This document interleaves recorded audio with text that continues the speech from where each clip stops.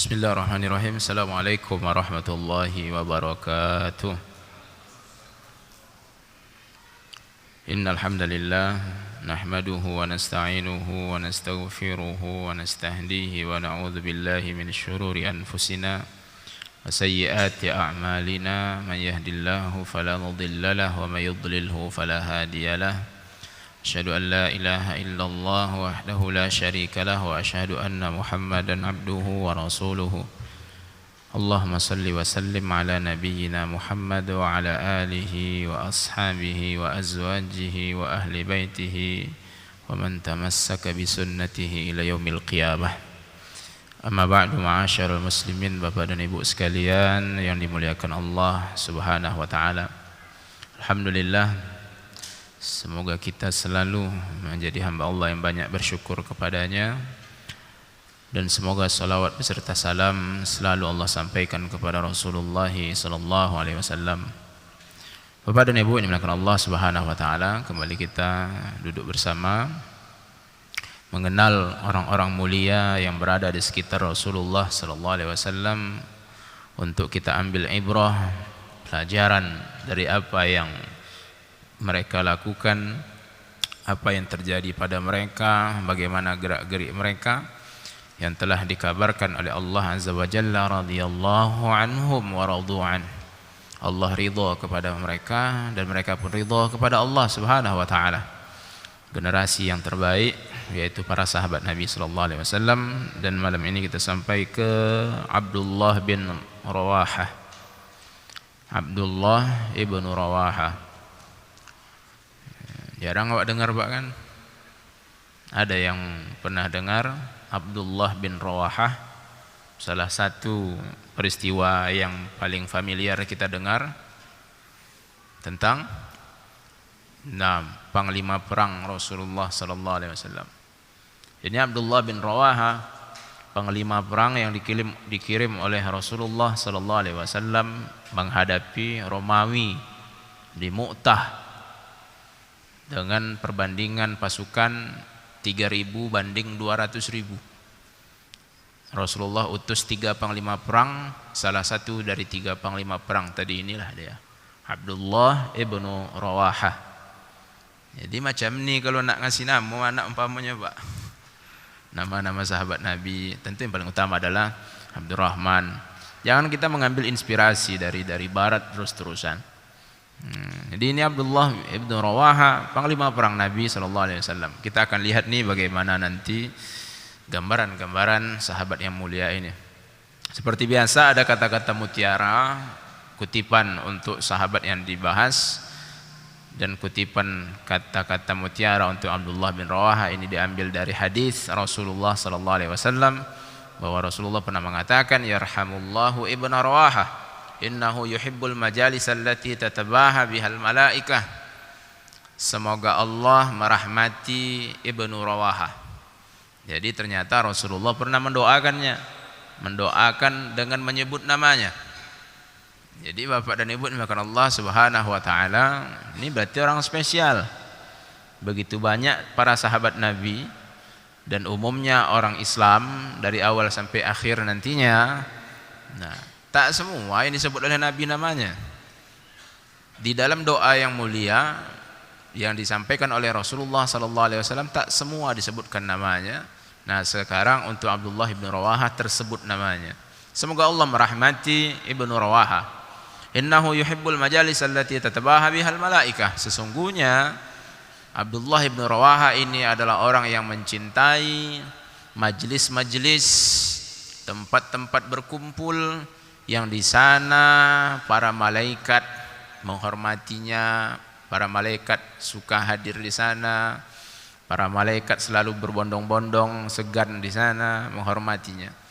Artinya Abdullah bin Rawahah ini adalah orang yang sangat mencintai majlis-majlis yang indah, yang penuh dengan kerahmatan Allah Subhanahu wa taala. Jadi Bapak dan Ibu makan Allah Subhanahu wa taala, hal yang menurut kita sepele itu kan seperti hal yang sepele.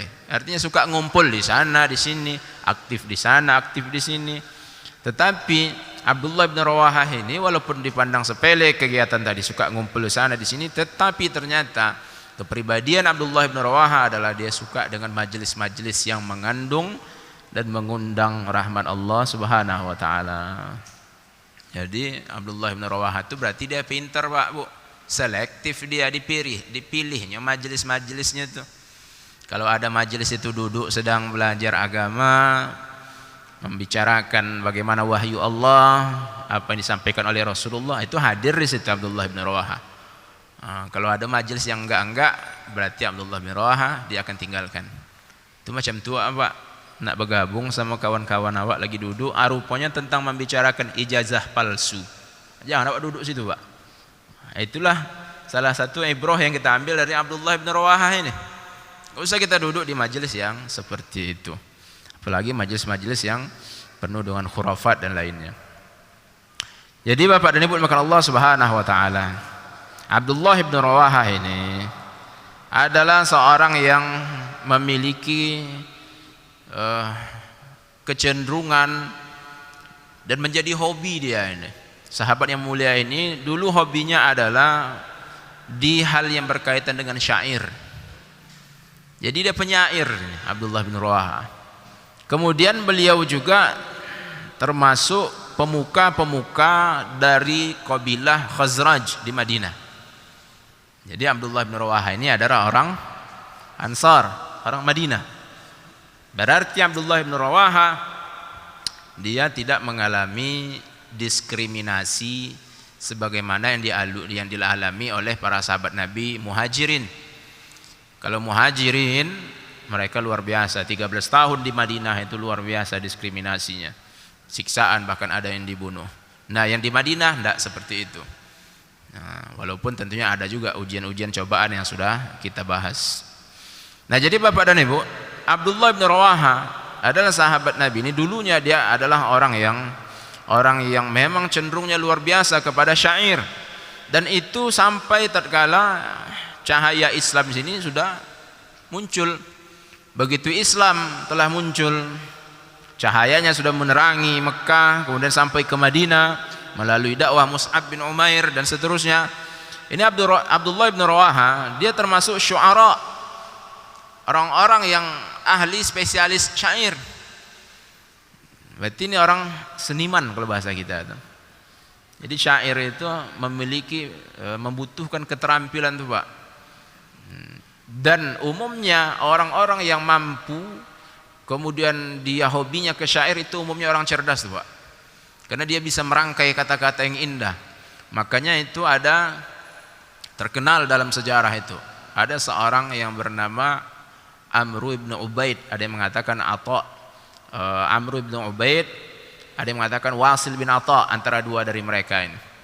Ini adalah orang-orang Mu'tazilah, aliran Mu'tazilah yang tak mengakui sifat Allah semuanya, nama dan sifat Allah. Aliran yang berbahaya, Mu'tazilah. Wasil bin Atha atau Amr ibn Ubaid. Pernah dia di dalam khutbah yang dadakan tanpa ada persiapan, dia cadet, tidak bisa bilang huruf ra. Tetapi di dalam khutbahnya tanpa persiapan itu dia bisa menyusun kata, merangkai kata-kata khutbahnya semuanya tanpa huruf ra. Bisa dipilihkannya kata-kata itu. Ini menandakan kecerdasan, dan itu juga isyarat bahwa kecerdasan itu belum tentu menandakan dia orang yang benar. Nah, karena kebenaran tadi adalah datang dari Allah, bukan datang dari kecerdasan. Cerdas belum tentu benar. Banyak orang cerdas tapi salah. Jadi Abdullah bin Rawaha adalah syairan min syu'ara'i Yathrib, seorang penyair dari ahli-ahli syairnya orang-orang Yathrib, orang Madinah. Dan dia termasuk sayyidan marmuqan. Dia adalah pemimpin, orang yang disegani, terpandang, didahulukan selangkah, ditinggikan seranting. Jadi dia adalah orang yang terhormat dari orang-orang kabilah Khazraj. Nah, kemudian tatkala dakwah Islam tadi sampai kepadanya, kabar tentang Islam tadi sampai kepada Abdullah bin Rawaha, maka yang beliau lakukan, respon beliau radhiyallahu anhu adalah langsung ketika itu juga syarahallahu sadrahu lil Islam. Lalu dia pun tercerahkan hatinya masuk Islam. Dia pun masuk Islam. Jadi Abdullah bin Rawaha dia perjalanannya menuju Islam itu tidak seperti kebanyakan orang-orang yang lainnya. Ada dia sempat melawan dulu, melakukan kontak fisik dan begini dan begitu. Tapi Abdullah bin Rawaha adalah orang yang ya dengan kecerdasannya tadi tentunya dia bisa memilah dan memilih, oh ini adalah sesuatu yang benar, wahyu datang dari Allah ini. Jadi sehingga beliau pun langsung menerima Islam. Nah begitu dia menyambut Islam, masuk Islam lah Abdullah bin Rawaha ini. Fa wada'a sinanahu lisanahu fi ta'atillah azza wa jalla. Maka dia letakkan busur panahnya tadi. Ya umumnya kan orang Arab ini adalah senjata mereka.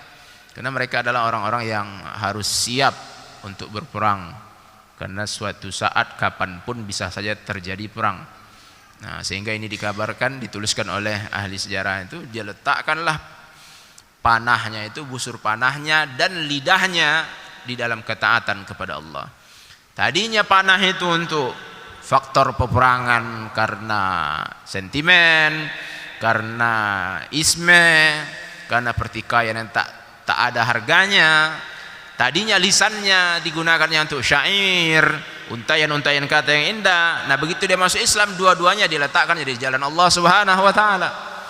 Jadi Bapak dan Ibu makan Allah Subhanahu wa taala, potensi yang ada pada diri kita tatkala kita mulai beranjak menuju cahaya Allah, hijrah, maka potensi yang sebelumnya tadi fungsikanlah di atas jalan Allah. Ya, fungsikan semaksimalnya.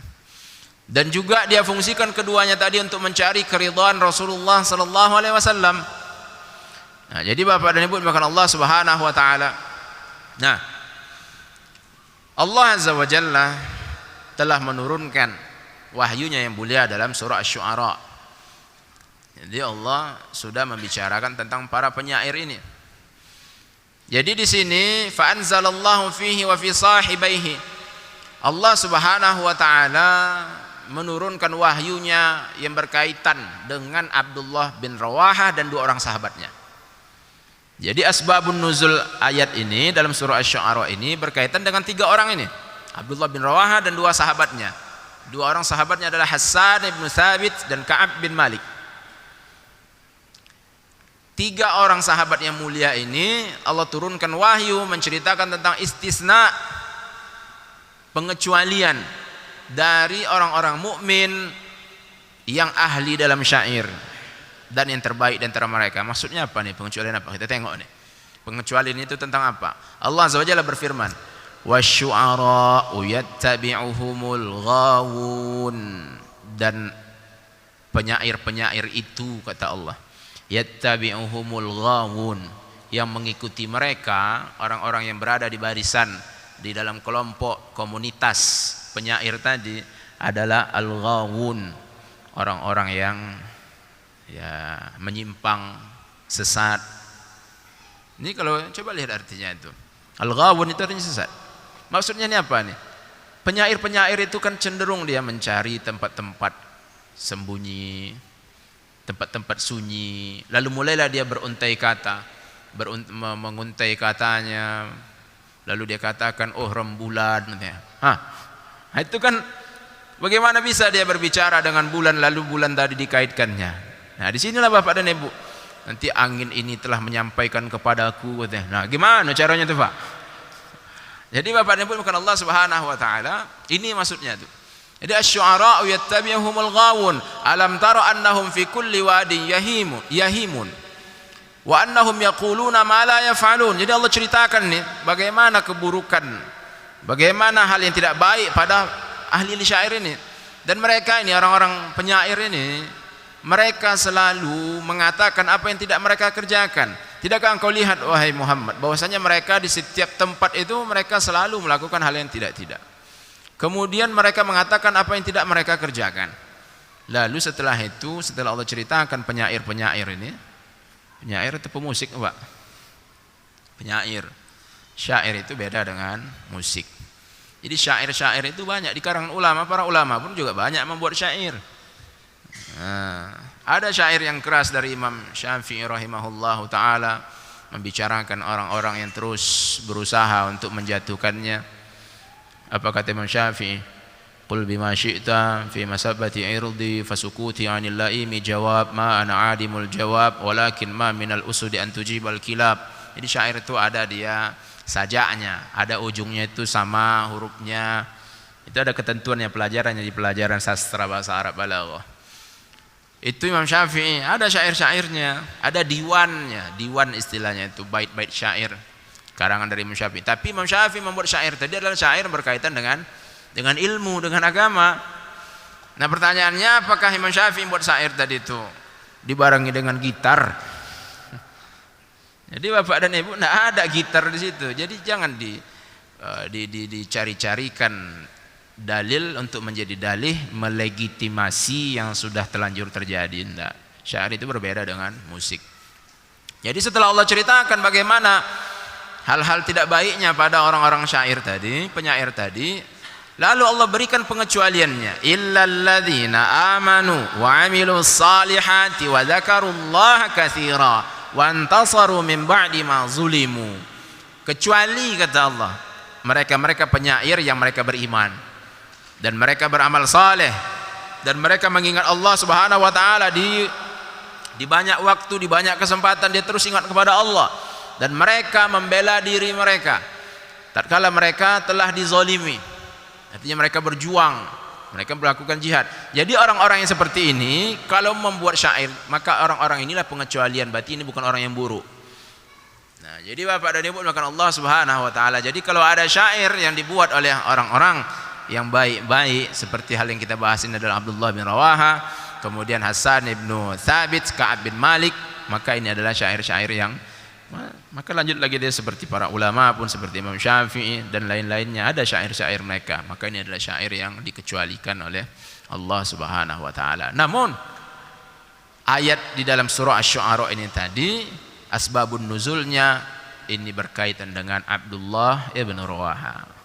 Jadi kan berarti Abdullah bin Rawaha ini memang sahabat yang memiliki kedudukan istimewa. Ini turun wahyu Allah Subhanahu wa taala untuk menceritakan pengecualian. Inilah orang-orang yang penyair tadi yang tidak buruk. Baik. Jadi Bapak dan Ibu maka Allah Subhanahu wa taala, kalau sudah seperti itu, Al-Qur'an yang terus kita baca hari-hari ini ternyata asbabun nuzulnya berkaitan dengan Abdullah bin Rawaha, maka hal hunaka akramu karamah wa azzu izzan. Adakah yang lebih istimewa lagi dari orang yang seperti ini, yang Al-Quran turun berkaitan dengan dirinya? Maka ini dibahas oleh para ulama. Jadi Bapak dan Ibu dimuliakan Allah Subhanahu wa taala, maka ini menjadi bagian dari manhaj Ahlus Sunnah wal Jamaah, prinsip pondasinya Ahlus Sunnah wal Jamaah, yaitu memuliakan para sahabat Nabi.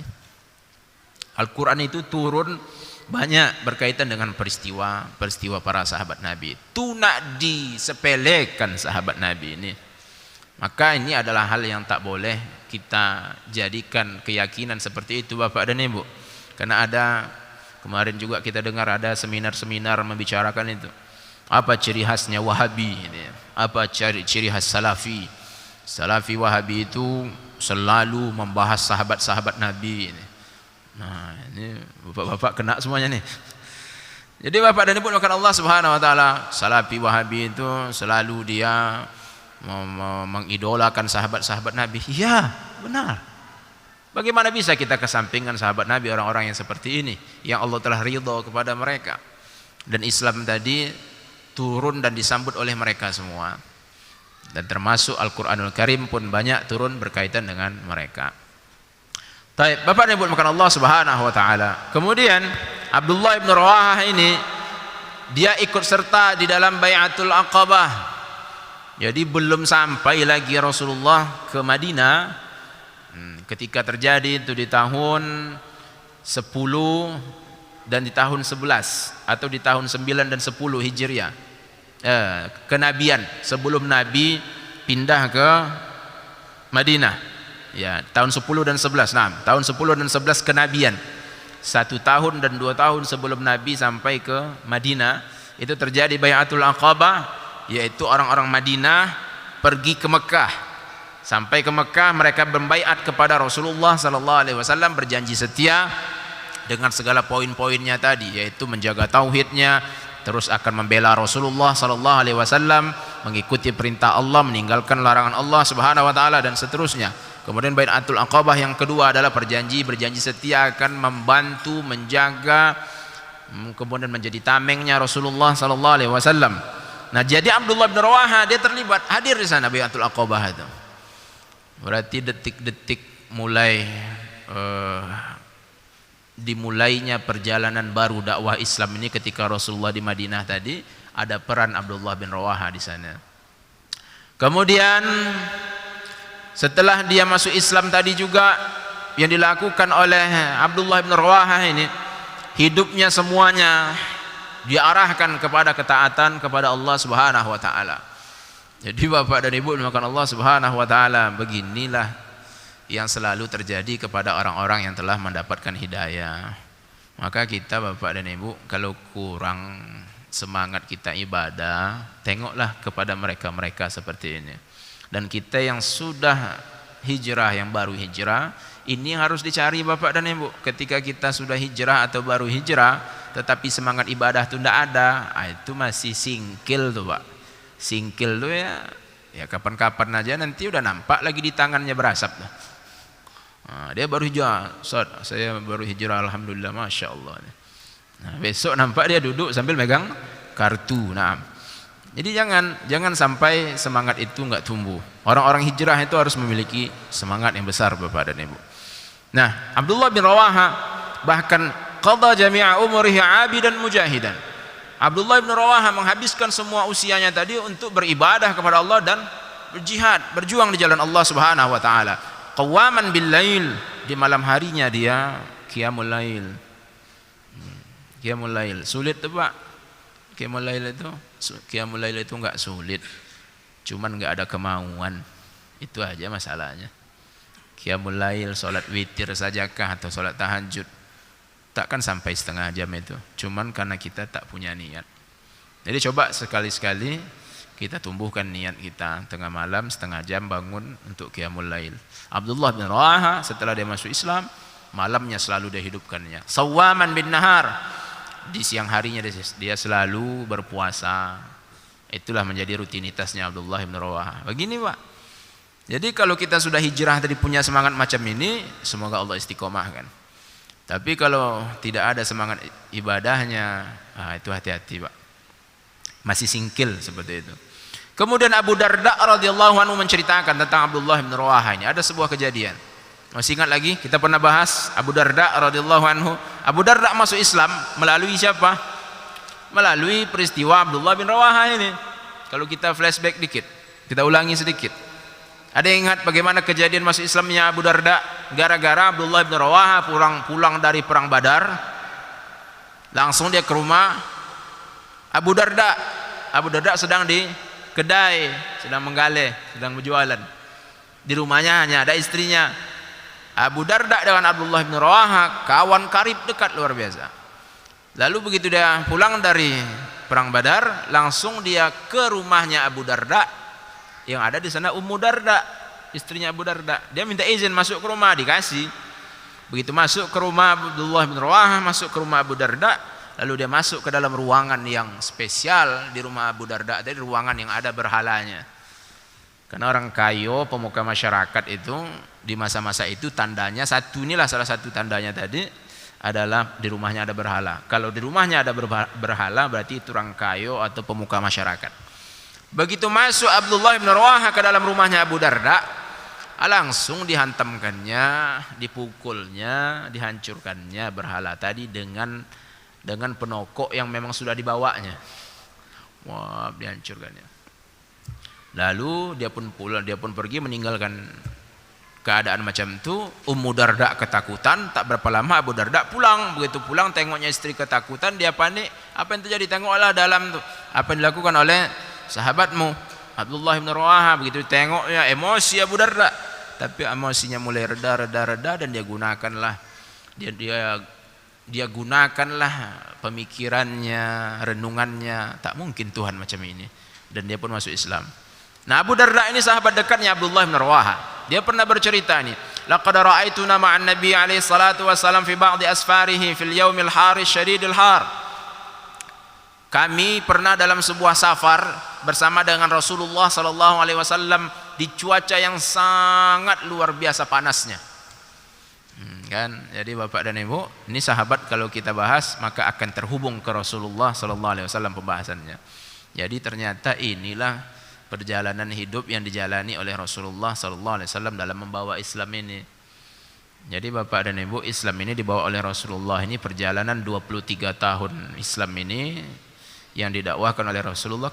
Seperti inilah kegiatan hariannya Rasulullah itu. Dalam safarnya, perjalanannya, cuacanya ekstrim panas luar biasa. Nah, jadi Islam ini Bapak dan Ibu jangan kita sepelekan. Jangan sampai kita anggap remeh terhadap syariat-syariat Islam ini. Ini terjadi dulu pada Rasulullah sallallahu alaihi wasallam. Nah, sampai-sampai ketika itu kata Abu Darda, salah seorang di antara kami yadha'u yadahu fawqa ra'sihi min syiddatil har. Saking panasnya di antara kami itu ada yang meletakkan tangannya di atas kepalanya karena kepanasan. Kita tuh Pak kalau ada begini itu Pak pas hujan. Pas hujan naik kereta, naik Honda itu diginikan tangan kita tuh untuk menghindari hujan tadi supaya bisa melihat. Ternyata terjadi pada Rasulullah dan para sahabatnya bukan karena hujan, karena cuaca yang sangat ekstrim panasnya.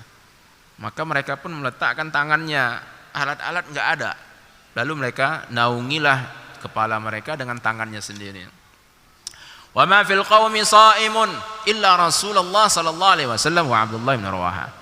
Dan di hari itu kata Abu Darda, dari kami semua tak ada satupun yang masih berpuasa kecuali Rasulullah sallallahu alaihi wasallam dan Abdullah bin Rawaha. Jadi Bapak dan Ibu makan Allah Subhanahu wa taala, ini peristiwa yang terjadi pada Rasulullah, pada Abdullah bin Rawaha. Maka jangan pernah kita lupa lagi nama sahabat yang mulia ini. Dia istimewa, banyak keadaan-keadaan istimewanya, salah satunya bahkan ketika orang-orang sudah tak tahan lagi karena cuaca panas, maka mereka pun berbuka. Yang masih bertahan di situ adalah Rasulullah dan Abdullah bin Rawaha. Berarti ini sahabat luar biasa kuatnya, luar biasa ketahanannya dan seterusnya. Kemudian Abdullah bin Rawaha ini ikut serta bersama Rasulullah sallallahu alaihi wasallam di dalam perang Badar, perang Uhud, perang Khandaq, Hudaybiyah, Khaybar. Jadi banyak momen-momen tadi, dan semua perjalanan perjuangan jihad bersama Rasulullah sallallahu alaihi wasallam di sana hadir Abdullah bin Rawaha. Sampailah pada tahun 8 lil hijrah, pada tahun 8 Hijriah. Nah, ini sampai kita ke pembahasan perang Mu'tah tadi. Pada tahun 8 Hijriah, Rasulullah sallallahu alaihi wasallam mengutus 3.000 pasukan kaum muslimin, tentara dari kaum muslimin menuju Syam, menuju negara adidaya, negara superpower, negara yang sudah terlatih di dalam peperangan pertempuran.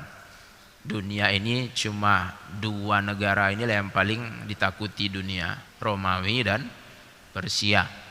Nah, sekarang Rasulullah mengutus 3.000 sahabat Nabi untuk berjuang, berperang di Syam menghadapi Romawi. Kemudian Rasulullah sallallahu alaihi wasallam menunjuk para pemimpinnya. Rasulullah menitipkan panglima perang ini. Pasukan yang 3.000 ini di bawah komando sahabat Rasulullah sallallahu alaihi wasallam yang dulu adalah budaknya Khadijah yang diserahkan kepada Rasulullah dan menjadi hibbu Rasulullah sallallahu alaihi wasallam. Orang yang sangat dicintai oleh Rasulullah sallallahu alaihi wasallam, yaitu Zaid bin Haritha. Itu sudah kita bahas dulu. Ada orang yang sangat dicintai oleh Rasulullah sallallahu alaihi wasallam, luar biasa cintanya, yaitu Zaid bin Haritha. Dia panglima perangnya. Itu Bapak dan Ibu dimakan Allah Subhanahu wa taala, nepotisme ke?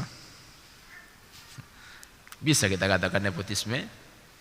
Maka Bapak dan Ibu berhentilah kita terpengaruh oleh media-media, dikatakan nepotisme ini dan itu. Ini kerabat Rasulullah, orang yang sangat dicintai. Orang yang sangat dicintai oleh Rasulullah sallallahu alaihi wasallam. Kalau memang sangat cocok dan patut dia mengemban amanah, diberikan oleh Rasulullah sallallahu alaihi wasallam. Lalu Rasulullah mengatakan ini, in qutila aw usiba Zaid, jika telah terbunuh atau tumbang Zaid bin Harithah ini, faqaidul jaish Ja'far bin Abi Thalib, maka panglima perangnya dikomandoi oleh Ja'far bin Abi Thalib. Sepupu Rasulullah, Pak. Sepupu Rasulullah. Karena sepupu kayaknya enggak.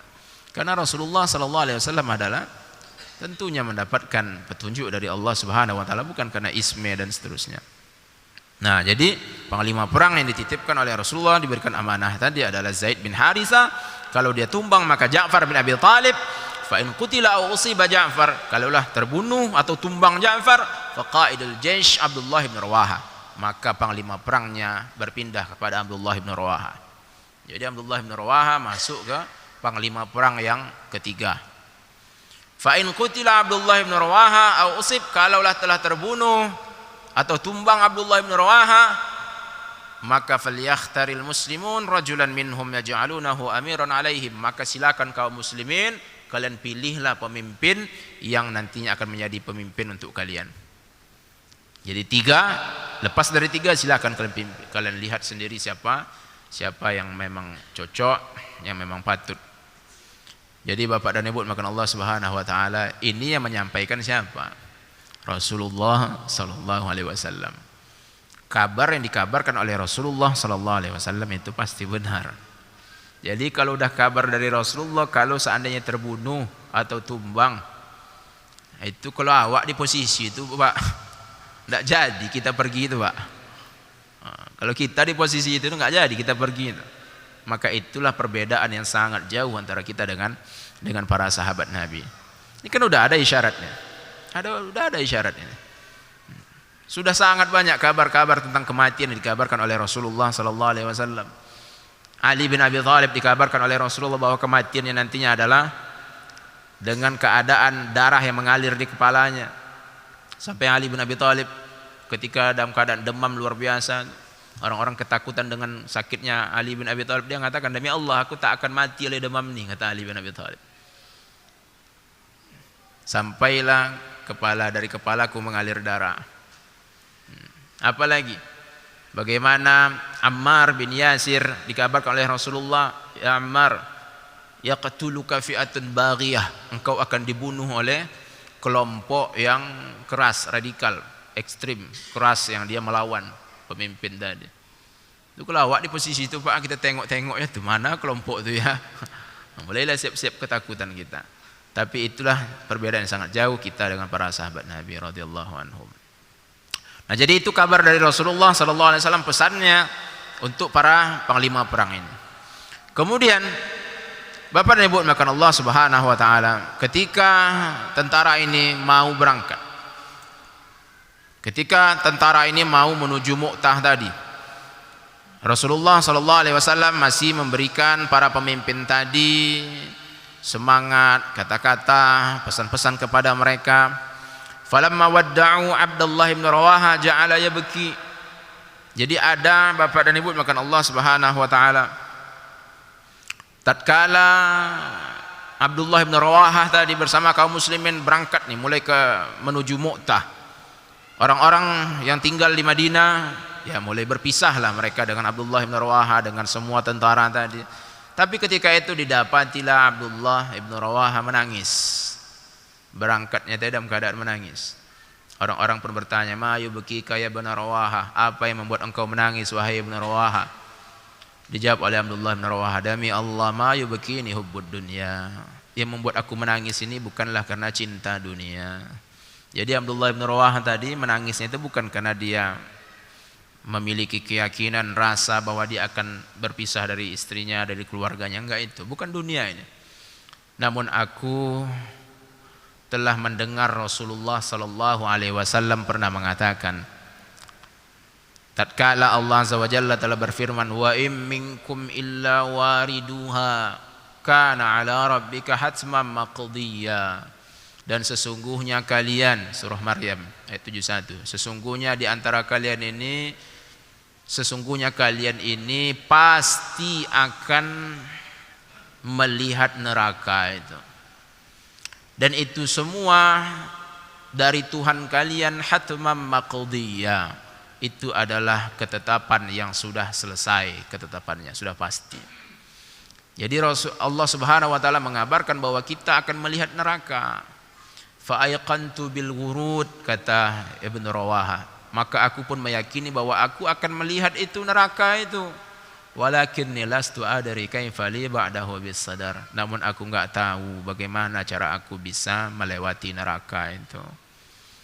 Jadi Allah sudah kabarkan bahwa kita semua akan melihat neraka, dan aku yakin aku akan melihat neraka itu. Cuman aku belum yakin, belum tahu bagaimana cara selamat dari neraka itu. Itu yang membuat Abdullah bin Rawaha menangis. Jadi Bapak dan Ibu yang dimuliakan Allah, sahabat Nabi itu banyak macam nih. Banyak yang menangis. Tangisan yang keluar yang disebabkan oleh ketakutan kepada Allah. Takut khauf kepada Allah Subhanahu wa taala, takut teringat terhadap dosa-dosanya. Nah, jadi Bapak dan Ibu sesekali ini harus jadi renungan kita. Kapan terakhir kita nangis? Nangis karena meninggal kah? Atau nangis karena nengok sinetron? Maka itu adalah air mata yang sangat sia-sia kalau hanya untuk tontonan. Baik, Bapak dan Ibu dimuliakan Allah Subhanahu wa taala, berangkatlah pasukan ini. Kaum muslimin berangkat. Nah, kemudian Bapak dan Ibu dimuliakan Allah Subhanahu wa taala, adalah syair-syair yang dibacakan oleh Abdullah bin Rawaha, karena dia tadi adalah orang yang ahli dalam syair, ada dibuatkannya syair sambil dia dalam perjalanan tadi. Nah, kemudian walamma balagal muslimuna arda Ma'an fil Urdun, begitu sampai kaum muslimin di bumi Ma'an, dan ini terletak di Yordania. Dari Madinah berangkat ke Yordania. Itu Bapak dan Ibu, perjalanan seperti apa tuh di tahun 1400 Hijriah yang dulu, 1400 tahun yang lalu. Perjalanannya macam mana tuh? Itu jalan kaki, naik onta, naik kuda. Itulah perjalanan mereka. Jadi mereka ini memang betul-betul orang yang luar biasa perjuangannya. Jadi luar biasa untuk menuju tempat jihad saja jalan kaki macam tu. Awak dari Kandis sudah ada yang pernah jalan kaki ke Pekanbaru? Baru 50 kilo tu Pak. Ini berapa kilo nih? Mekah ke Madinah 500 kilo. Madinah menuju Yordania, Allahu Akbar. Berapa kilo lah itu? Jadi ini yang mereka lalui. Begitu sampai di bumi Ma'an di Yordania, arafu anna malikar Rum qad nazala fi mantiqatil Balqa. Mereka pun sudah dapat kabar bahwa raja penguasa Romawi sudah bersiap-siap di daerah Balqa. Kemudian di sana telah berbaris bersama penguasa, bersama raja Romawi, jumlahnya 100,000 muqatil minar Rum, 100,000 tentara Romawi sudah menunggu. Yang berangkat 3.000, yang nunggu 100.000 oleh raja Romawi beserta dengan para tentara yang sudah berpengalaman. 100.000 sudah menunggu kaum muslimin. Selesai? Enggak. Wa ma'ahum misluhum min nasara al-arab min qabail lakhmin wa juzam wa qada'a wa ghairiha. Ternyata ada koalisinya. Jadi ternyata koalisi itu dari dulu sudah ada. Koalisi Romawi pun juga hadir di sana, yang terdiri dari orang-orang Nasrani, dari orang-orang Arab, kabilah Lakham, Judam, Qada' dan lainnya. Jadi 100.000 asli tentara terlatihnya Romawi, 100.000 lagi koalisi orang-orang Arab non Muslim. Jadi genaplah jumlah mereka 200.000. Jadi Bapak dan Ibu dimuliakan Allah, itulah yang akan dihadapi oleh 3.000 kaum muslimin. Nah, Bapak dan Ibu dimuliakan Allah Subhanahu wa taala, di dalam keadaan seperti itu gimana lah? Normalnya semua manusia pasti ada merasakan sesuatu. Jadi di antara sahabat-sahabat yang pergi berangkat berjuang di sana pun juga ada yang seperti itu. Jadi ada di antara mereka pun mengatakan, mengusulkan nih, di antara kaum muslimin yang mengatakan, naktubu ila Rasul alaihi salatu wassalam wa nuqifuhu 'alal amr thumma namdi ila ma ya'muruna bihi. Bagaimana? Ada yang mengusulkan, bagaimana kalau seandainya kita tulis surat ke Rasulullah, kita kabarkan ke Rasulullah sallallahu alaihi wasallam, lalu kita tunggu apa arahan lagi dari Rasulullah.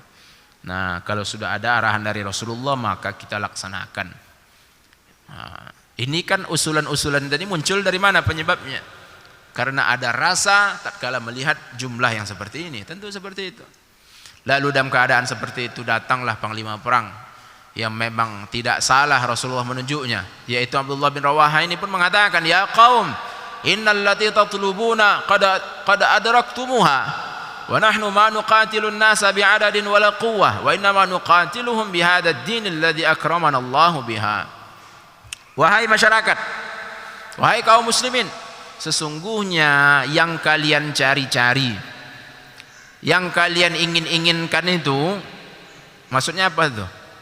Yang diinginkan oleh seluruh kaum muslimin itu adalah meninggal dunia dalam keadaan syahid. Yang hari ini yang dulu-dulunya sudah menjadi pembahasan, sudah menjadi hal yang terus kita dengar dari Rasulullah tentang bagaimana keistimewaan orang-orang syahid, dan kalian semua pun menginginkan itu, mendambakan itu, wahai kaum muslimin, qad adraktumuha, sekarang sudah kalian jumpai itu, sekarang itu berada di depan kalian. Yang dulunya kita bahas tentang bagaimana syahadah, syahid bagaimana, sekarang di depan kalian wahai kaum muslimin. Dan sesungguhnya tidaklah kita berperang, tidaklah kita berjuang dengan jumlah, tidak juga dengan kekuatan. Kalau bahasa sekarang apa? Tidak dengan alutista. Ya kan? Menjadi pembahasan senjata-senjata. Kita tidak berperang dengan jumlah, tidak dengan kekuatan, tapi ini bukan artinya menafikan sama sekali, Pak, ya. Berarti ini pelajaran teringat nanti tiba ada perjuangan, ingat pelajaran kemarin, enggak pakai alat aja berangkat tangan kosong, jangan. Nah, jadi faktor utama dalam perjuangan dalam jihad itu bukanlah jumlah, bukanlah kekuatan, namun kita semata-mata berjuang, berperang di jalan Allah Subhanahu wa taala dengan agama ini. Dengan agama inilah yang kita bawa ke sana. Agama inilah yang akan kita bawa dalam peperangan perjuangan kita, yang telah Allah muliakan kita dengan agama ini, kata Abdullah bin Rawaha. Jadi kita ini tidak ada apa-apanya, hancur manusia ini Bapak dan Ibu. Kita semua nggak ada apa-apa, rusak, jelek, hancur. Tapi begitu datang Islam kita menjadi termuliakan. Itu yang memang dirasakan oleh seluruh kaum muslimin, terutama para sahabat Nabi. Dulu makan nggak ada pakai disembelih itu. Makan gitu aja. Ikan apa tadi itu, ayam-ayam, dimakan macam itu. Maka itu dikatakan oleh para sahabat Nabi kepada Raja Heraklius, kepada orang-orang yang nah kita makan dulu bangkai, tapi begitu datang Islam kita pun memakan daging. Jadi kita berperang dengan agama ini. Fantaliqu fahiya ihdal husnayain. Ayo kita lanjut maju, kata Abdullah bin Rawaha. Majulah kalian, karena di depan kalian tadi, di depan kalian ini ada dua kebaikan. Apa dua itu? Imman nasru wa imma syahada. Boleh jadi menang, boleh jadi dapat syahid. Jadi maju ke depan itu tidak ada ruginya itu, antara menang dan syahid. Lalu tentara tadi pun menyambut apa yang disampaikan oleh Abdullah bin Rawaha, dan mereka pun melanjutkan menghadapi musuhnya. Kita jeda sejenak mendengarkan azan salat Isya. Hadza wa sallallahu ala nabiyyina Muhammad. Fadhal.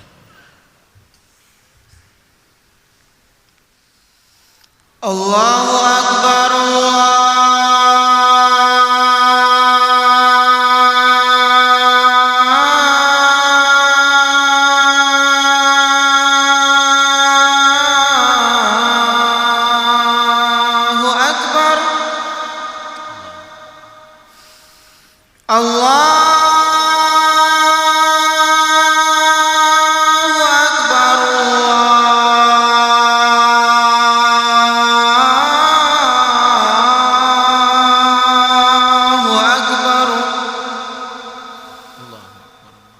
Asyhadu an la ilaha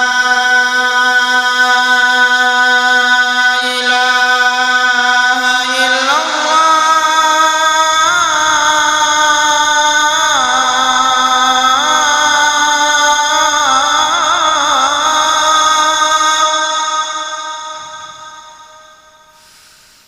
Asyhadu an la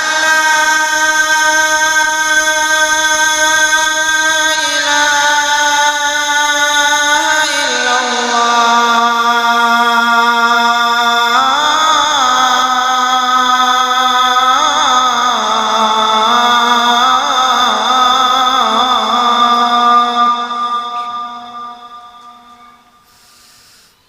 Asyhadu anna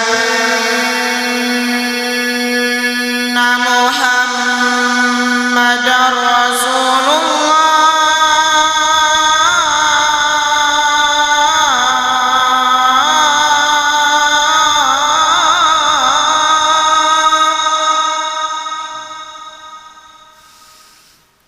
أشهد أن محمد رسول الله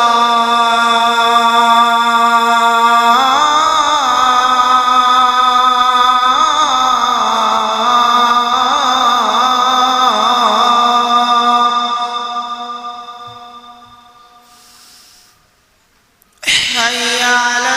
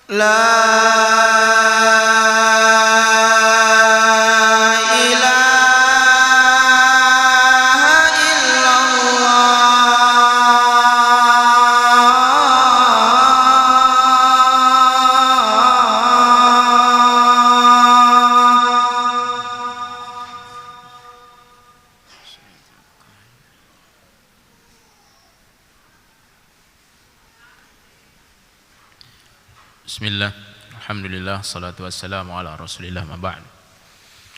Jadi Bapak dan Ibu dimuliakan Allah Subhanahu wa taala, setelah kaum muslimin mendengarkan apa yang disampaikan oleh Abdullah bin Rawaha, maka seluruh kaum muslimin pun melanjutkan perjalanannya, melanjutkan lagi menghadapi tentara Romawi.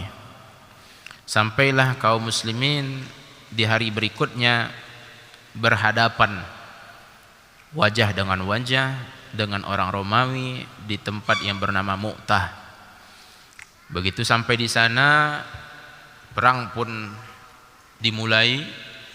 Kemudian kaum muslimin pun maju di bawah kepemimpinan panglima perang yang pertama yang ditunjuk oleh Rasulullah sallallahu alaihi wasallam, yaitu Zaid bin Harithah. Zaid bin Harithah radhiyallahu anhu, beliau pun membawa hamilun liwa'a Rasulillah sallallahu alaihi wasallam. Dia bawa bendera panjinya Rasulullah sallallahu alaihi wasallam, dibawa benderanya sebagai tentunya simbol bahwa dia adalah panglima perangnya, bahwa itu adalah pasukan kaum muslimin yang masih tegak. Jadi dia yang megang liwa'nya, benderanya Rasulullah sallallahu alaihi wasallam. Zaid bin Harithah terus dia berperang, terus dia berjuang melawan Romawi tadi, tanpa ada mengarah untuk lari, untuk mundur, tidak ada, terus dia maju. Dan dia pun akhirnya terbunuh, memperoleh syahadah, memperoleh syahid sana, muqbilan ghaira mudbir, dalam keadaan syahidnya menghadap bukan membelakangi. Kalau membelakangi itu kan tanda-tanda mundur, melarikan diri, tapi dia dalam keadaan syahidnya, gugurnya dalam keadaan menghadapi, berhadapan dengan orang Romawi. Warimahur Rum tanhalu min sadrihi, dan tombaknya orang Romawi pun basah oleh darah dari dadanya Zaid bin Harithah ini. Syahidlah Zaid bin Harithah radhiyallahu anhu. Fatanawala ar-rayah Ja'far bin Abi Talib. Lalu Ja'far bin Abi Talib pun mengambil bendera tadi. Dilanjutkanlah oleh Ja'far bin Abi Talib sebagai panglima perangnya. Saudaranya Ali bin Abi Talib radhiyallahu anhuma luar biasa perjuangannya fi syaja'ah wal ba's, luar biasa dahsyat, luar biasa ketangguhannya Ja'far bin Abi Talib. Dan beliau terus maju di dalam peperangan tadi, berjuang terus menghadapi satu demi satu orang-orang Romawi. Kemudian sampailah dia di pertengahan pasukan Romawi tadi beserta kaum muslimin radhiyallahu anhum ajma'in. Sampailah dalam keadaan seperti itu, beliau pun terus mengayunkan pedangnya yamnatan wa yasratan, ke kanan dan ke kiri, luar biasa Ja'far bin Abi Talib, hatta quti'at yaminuhu, sampai tangan kanannya pun terpotong, putus. Tangan kanannya yang terus mengibaskan pedang-pedangnya tadi akhirnya terputuslah di sana. Selesai, tumbang, tidak. Fatanawala ar-rayah bishimalihi, lalu dia ambillah liwa tadi, benderanya dia genggamlah dengan tangan kirinya lagi, tangan yang masih tersisa. Wa madha yuqatilu, dan dia terus maju, terus dia bertahan untuk berjuang hatta quti'at shimaluhu, sampai tangan kirinya pun juga putus. Ja'far bin Abi Talib radhiyallahu anhu. Fa akhadha ar-rayah bi sadrihi wa 'adudaihi, lalu dia pun mengambil bendera tadi, tiang bendera itu dengan sisa lengan yang masih ada. Dia kapit dengan dua lengan yang masih ada, dia kapitkan ke dadanya. Thumma mazala yujadilu hatta yuqatil hatta qutila, dan dia terus berjuang sampai dia pun terbunuh juga, Ja'far bin Abi Talib. Jadi inilah yang dilalui oleh para sahabat Nabi. Kita lanjutkan lagi kepada panglima perang yang ketiga. Dalam keadaan seperti itu maju pula lah panglima perang yang ketiga, tak lain yaitu yang sahabat yang kita bahas ini, Abdullah bin Rawaha, melanjutkan estafetnya tadi sebagai panglima perang. Diambillah benderanya tadi. Kemudian terus dia memberikan semangat kepada sahabat-sahabatnya. Begitu dilihatnya mulailah ada sahabat-sahabatnya yang mulai gugur, yang mulai syahid, dia pun terus mengatakan, ya nafsu illa tuqtali tamuti, hadha himamul mauti qad saliti, wa ma tamannaiti faqad u'titi, in taf'ali fi'lahuma huditi. Ya kan, ini syair-syair. Padahal dalam keadaan berperang masih sempat juga lagi, masih bisa tanpa memikir panjang. Ini menandakan kecerdasan luar biasa ahli syair ini. Wahai jiwa, sesungguhnya kalau kamu tidak mati, kamu pun akan mati juga. Kalau kamu tidak terbunuh di sini, kau akan mati juga, wahai jiwa. Hadza himamul mauti qad saliti. Ini adalah jembatan tali kematian, kau sudah sampai di sini. Wa ma tamannaiti faqad u'titi, apa yang kau selama ini angan-angankan, bayang-bayangkan, sekarang kamu sudah diberikan, wahai jiwa. Bagaimana angan-angan ingin memperoleh syahadah, sekarang kita sudah sampai di sini, wahai jiwa. In tafali fi'lahuma huditi, kalau kamu lakukan tadi maka kamu mendapatkan hidayah. Dibacakannya itu dia. Lalu dia pun membacakan lagi, buat syair lagi di dalam perjuangan tadi. Aqsamtu ya nafsu latanzilanna aw latukrahinna mali araki takrahinal jannah hal anti illa nutfatun fi shannah. Aku bersumpah, wahai jiwa, kau harus terus maju, harus terus berjuang, atau kau akan terus dipaksa. Antara dua itulah. Kalau enggak kau maju, akan terus dipaksa, wahai jiwaku. Kenapa aku lihat engkau, wahai jiwaku, dalam keadaan takrahinal jannah, seolah takut, seolah tak mau menghadapi syurga ini. Ada ini syurga ini, perjuangan ini adalah syurga. Kenapa aku dapati jiwa-jiwa seperti ini? Jiwaku, jiwa kalian seperti ini, seolah benci, enggak mau terhadap syurga. Hal anti illa nutfatun fi shannah. Wahai jiwa yang hari ini ditakut-takutkan, masih ada kekhawatiran pada jiwa tadi, kau tak ada apapun melainkan hanyalah, maaf, nutfah. Kau hanyalah sebuah cairan di dalam rahim, yang berasal dari dalam rahim. Itu disampaikan, dibacakan oleh Abdullah bin Rawaha. Jadi dia pun teruslah berjuang, dia bawa lagi benderanya Rasulullah sallallahu alaihi wasallam. Nah, di dalam perjuangan tadi tiba-tiba datang saudaranya, sepupunya. Dia bawa, dia serahkanlah makanan. Ada dagingnya, daging yang masih pakai ada tulangnya, bercampur dengan tulangnya. Lalu diberikannya kepada Abdullah bin Rawaha. Sepupunya ini mengatakan, "Syudda bihadza sulbaka." Tegakkan tulang salbimu ini wahai saudaraku dengan makanan ini. Fa anta lam tat'am syai'an mundu thalathin. Kau belum makan sejak 3 hari ini wahai saudaraku. Ya Allah, panglima perangnya. Ternyata belum makan 3 hari Bapak dan Ibu. Tapi bisa seperti ini perjuangannya. Kau belum makan 3 hari ini wahai saudaraku. Tegakkan, kuatkan tulangmu dengan ini wahai saudaraku. Diambil oleh Abdullah bin Rawaha. Ketika perang dalam keadaan terus berkecamuk ini diambilnya karena tujuannya ingin menguatkan tubuhnya supaya terus bisa bersemangat, bertenaga untuk melawan Romawi.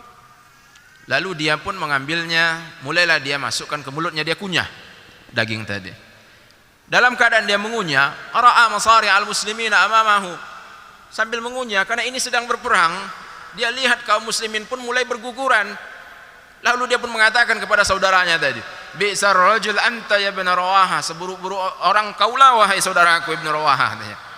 Ya qaum hadza kulluhu wa anta ta'kulu ta'am. Terjadi semuanya ini. Saudara kita kaum muslimin mulailah gugur, engkau makan. Ini seburuk-buruk orang engkau lah wahai saudaraku. Tsumma alqal azam min yadihi. Dibuangnya lah daging sama yang ada daging yang bertulang itu dibuangnya. Wa jarrada sayfahu, dia tenteng lagi pedangnya oleh Abdullah bin Rawaha.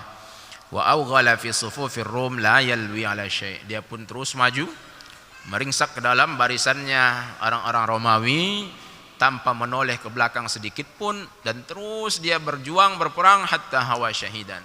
Sampailah beliau pun radhiyallahu anhu tersungkur dalam keadaan syahid.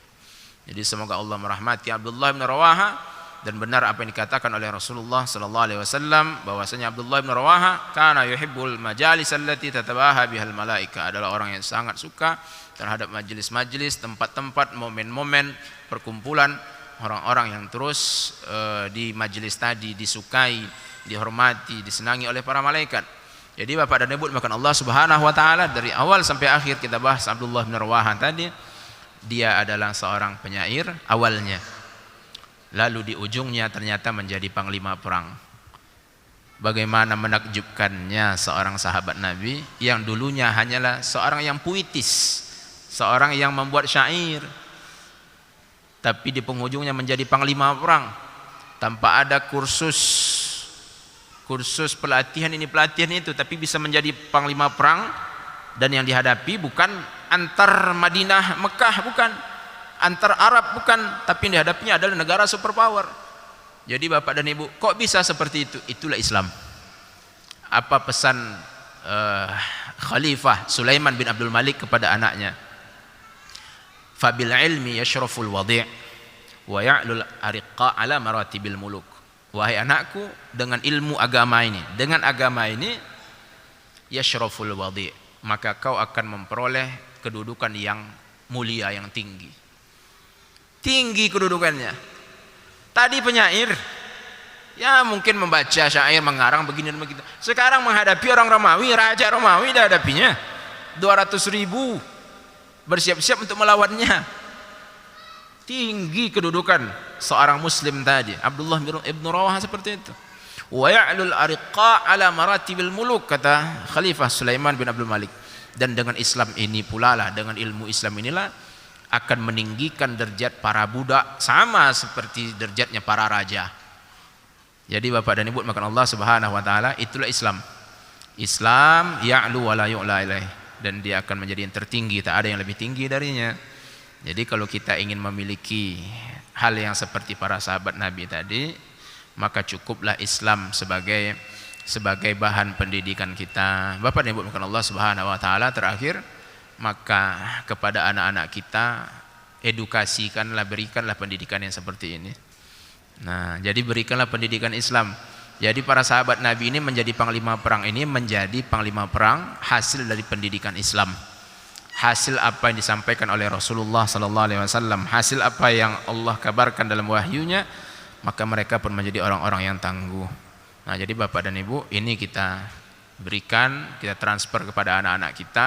Berhentilah hari ini anak-anak kita membaca komik-komik yang tidak berfaedah.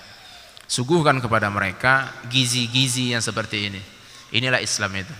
Jadi Bapak dan Ibu dimakan Allah Subhanahu wa taala terakhir, dan itu pesan Allah Subhanahu wa taala, wala tahinu wala tahzanu wa antumul a'launa in kuntum mu'minin. Jangan kalian merasa terhina, jangan kalian merasa sedih, karena kalianlah yang tertinggi, kata Allah. Kapan itu? Bukan karena kita banyak sumber daya alam, bukan karena kita banyak penghasilan, bukan karena kita banyak kenalan, banyak senjata, bukan. Tapi pesan Allah, in kuntum mu'minin, jika kalian beriman. Jadi iman inilah yang akan terus membuat kita menjadi umat yang paling berjaya. Mudah-mudahan bermanfaat untuk kita semuanya. Hadza wa sallallahu ala nabiyyina Muhammad, subhanakallahumma bihamdika asyhadu an la ilaha illa anta astaghfiruka wa atubu ilaik. Assalamualaikum warahmatullahi wabarakatuh.